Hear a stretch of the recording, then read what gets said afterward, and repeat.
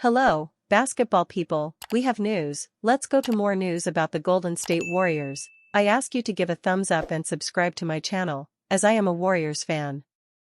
Warriors fans can finally celebrate, the great champion Al Horford has officially signed. He will now be a Warrior and join stars Draymond Green, Stephen Curry, and Jimmy Butler in Golden State. Having a great center like Al Horford will be a huge help in making the playoffs, and with a few more adjustments and new reinforcements, the Warriors could shine again, as they have in previous years. Al Horford is a Warrior. Horford won his first championship with Boston in 2024. Plays of the day, September 26, 2025. Al Horford won't be in a Celtics uniform when the new NBA season begins next month. The veteran big man has committed to a multi-year deal with the Warriors, according to a report from ESPN NBA insider Shams Charania. He's set to enter his 19th NBA season with Golden State after spending 7 of his past 9 seasons in Boston. He had stints with the 76ers and Thunder from 2019 to 21 in the middle of his 2-part tenure in Boston. Breaking: free agent Al Horford has committed to a multi-year deal with the Golden State Warriors, agent Jason Glushin tells ESPN. After 7 of the past 9 years in Boston and winning the 2024 title, Horford will enter his 19th NBA season as the Warriors' starting center. According to Charania, Horford will step into a starting role with the Warriors. The 5-time All-Star won his first title in 24 with the Celtics as a key piece of their championship squad. As a beloved figure among the Boston fan base, he quickly posted a heartfelt thank you message once news of his departure broke. "From the moment we arrived, you have welcomed my family and I with open arms," Horford wrote on his X account Sunday. "This chapter in my career will hold a special place in my heart. Raising banner 18 with this city will be a moment I will always cherish. I am forever grateful for the fans and the organization." Warriors finally solved their most glaring weakness with official Al Horford signing. As the Golden State Warriors' offseason has worn on, fans and the organization alike have grown fatigued of the stagnancy that their standoff with restricted free agent Jonathan Kuminga has left them in. Yet, with the news broken by Shams Charania that the Warriors have decided to bypass the Kuminga uncertainty and ink Al Horford to a multi-year contract, fans can now take a deep breath as the team has addressed its glaring weakness. Towards the end of last season, it became absolutely clear that the team needed to add a center with more veteran experience in order to help anchor their defense and give them additional versatility on offense, and Horford now goes a long way towards solving that need. The Warriors have finally solidified their signing of veteran center Al Horford. Although there was speculation surrounding various available centers early on in the offseason, it rather quickly became clear that Golden State was targeting Horford, the 39-year-old stretch center who spent his last 4 seasons with the Boston Celtics. However, although the two parties showed mutual interest, the Warriors were unable to finalize their negotiations with Horford as a result of the uncertainty surrounding Kuminga's contract. Without knowing what dollar amount they would ultimately carve out with Kuminga, the front office could not be certain what exceptions they would have and potentially be able to apply to Horford. Now, however, Charania has reported that Horford and Golden State have inked a multi-year deal. Breaking: free agent Al Horford has committed to a multi-year deal with the Golden State Warriors, agent Jason Glushin tells ESPN. After 7 of the past 9 years in Boston and winning the 2024 title, Horford will enter his 19th NBA season as the Warriors' starting center. While the concrete details of the contract and, most importantly, its length are uncertain as of now, one particular aspect of this news has large implications: the fact that it is a multi-year deal. The Warriors have a defined 2-year championship window based on the remaining contracts of their veteran trio of Stephen Curry, Draymond Green, and Jimmy Butler. Horford, likely, is signed for that same period. However, the fact that Horford will likely get paid around or even above the mid-level exception could have ramifications for the organization's financial flexibility moving into the final years of Curry's career. Yet, given the interest from other teams that Horford garnered this offseason, It is likely that one of the separating factors for him to be willing to hold out for Golden State was the fact that they were willing to give the 39-year-old a contract in excess of 1 year. Therefore, while the Horford signing signifies a major addition for this team, it remains to be seen what consequences the final terms of the contract will have upon their roster now and moving forward. DeAnthony Melton set to commit to Warriors right after Al Horford. DeAnthony Melton has confirmed his commitment to the Warriors after Al Horford decided to join the team in free agency. Free agent combo guard DeAnthony Melton has confirmed his commitment to join the Golden State Warriors, league sources told Clutch Points on Sunday afternoon.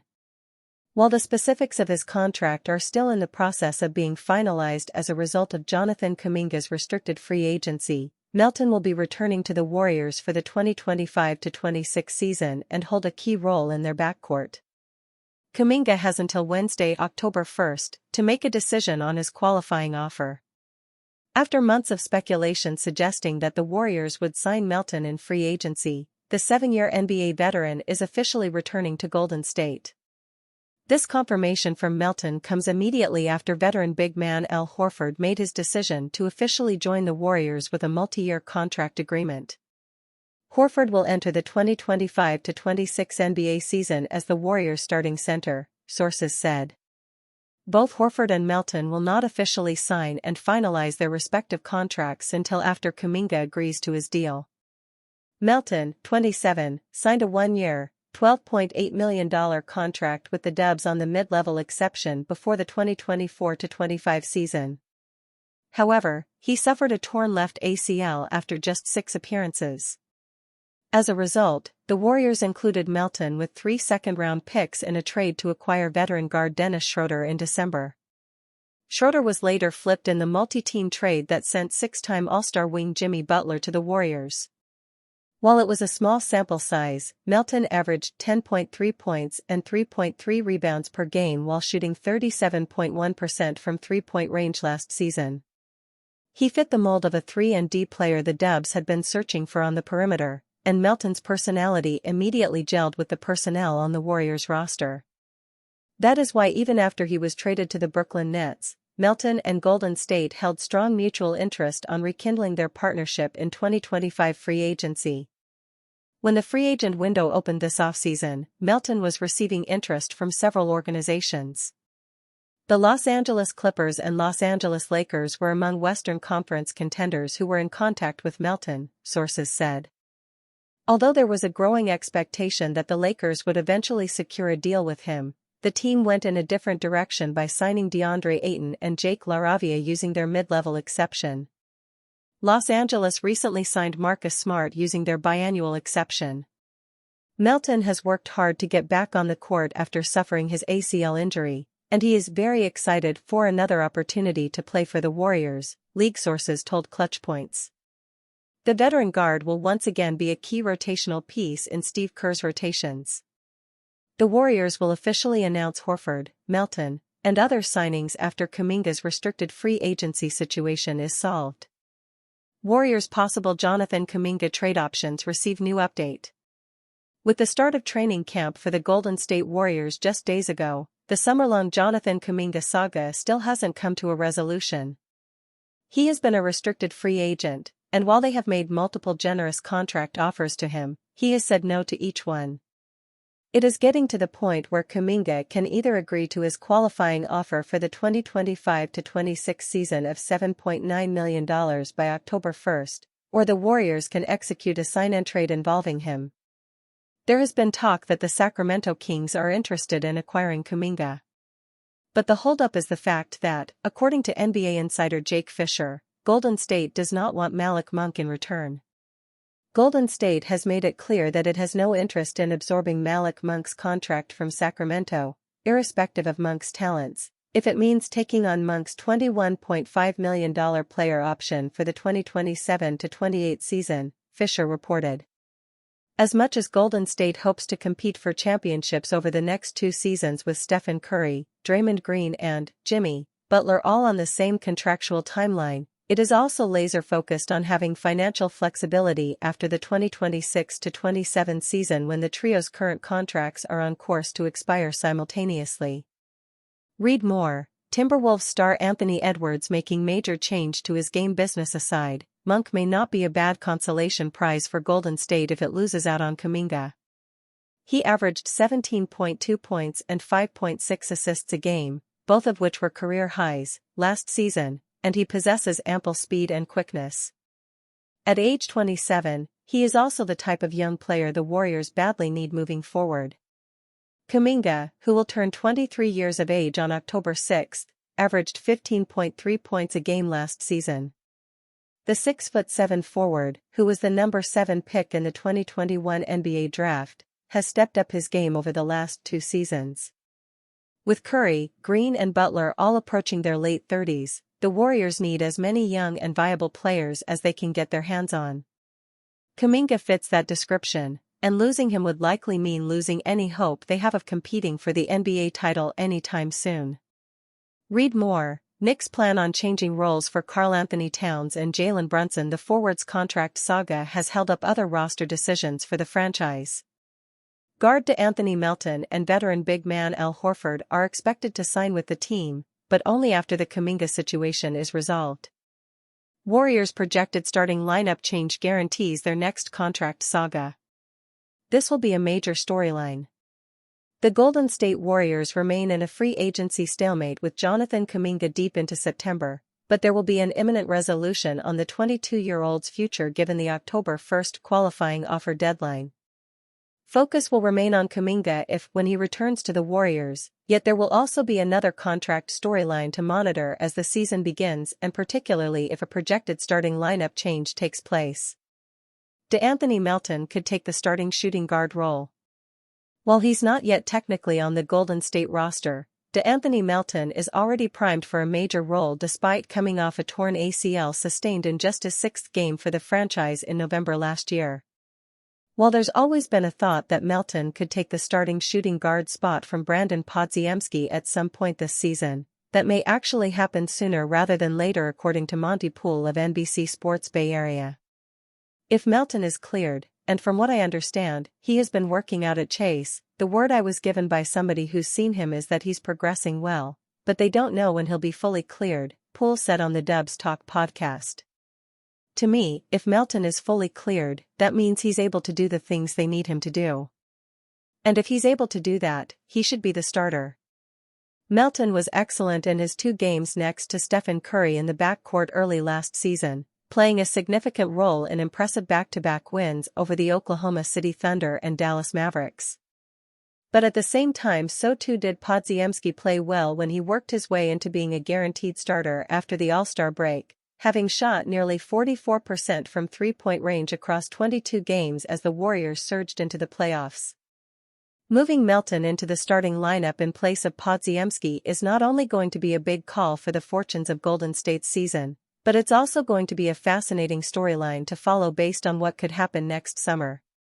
Melton will presumably hit unrestricted free agency again where, if he plays well enough and has a consistent starting role, he could rehabilitate his value to the point where the Warriors are unable to retain him, similar to what happened with Dante DiVincenzo in 2023. Meanwhile, Podziemski will be extension eligible next offseason where based on his first 2 years, he could be searching for something north of $18 to $20 million annually. Asking for that kind of money suddenly becomes far more difficult if he's lost his starting role and is coming off the bench. The positional battle between Podziemski and Melton is set to be one of the most interesting within the franchise as the season progresses, particularly when it could have such major financial implications on both players and what the Warriors decide to do in the long term. It's not even October and Warriors might already regret key off-season miss. Jonathan Kuminga's future remains uncertain at the Golden State Warriors and will likely remain so even if he does ultimately return to the franchise on a new deal in restricted free agency. The Warriors haven't given themselves much Kuminga insurance when it comes to their subsequent free agency signings, having prioritized the center position with Al Horford while targeting more guards in the likes of DeAnthony Melton, Gary Payton II and Seth Curry. Golden State could have done more to address their 2 forward positions, particularly if Kuminga essentially cuts ties with the franchise by signing the $7.9 million qualifying offer. Many believe that's an unthinkable option given he'd be turning down $40 million in guaranteed money, but it's exactly why the Warriors might regret not targeting another young forward in free agency. The Warriors might regret letting the Lakers pounce on Jake LaRavia. Former first-round pick Jake LaRavia could prove one of the steals of free agency, having been acquired by the Los Angeles Lakers on a 2-year, $12 million deal after stints with the Memphis Grizzlies and Sacramento Kings. Brian Windhorst recently described him as someone who can defend multiple positions and will pick up full court, potentially providing some defensive versatility for a Lakers team who otherwise appear like they may struggle on that end of the floor. LaRavia isn't the athlete or isolation scorer that Kuminga is, but his skill set is perhaps exactly what the Warriors could have done with next to Stephen Curry and Jimmy Butler as they look to round out the rotation. The 23-year-old is a career 37.1% three-point shooter, including a career-high 42.3% in his 66 combined games with the Grizzlies and Kings last season.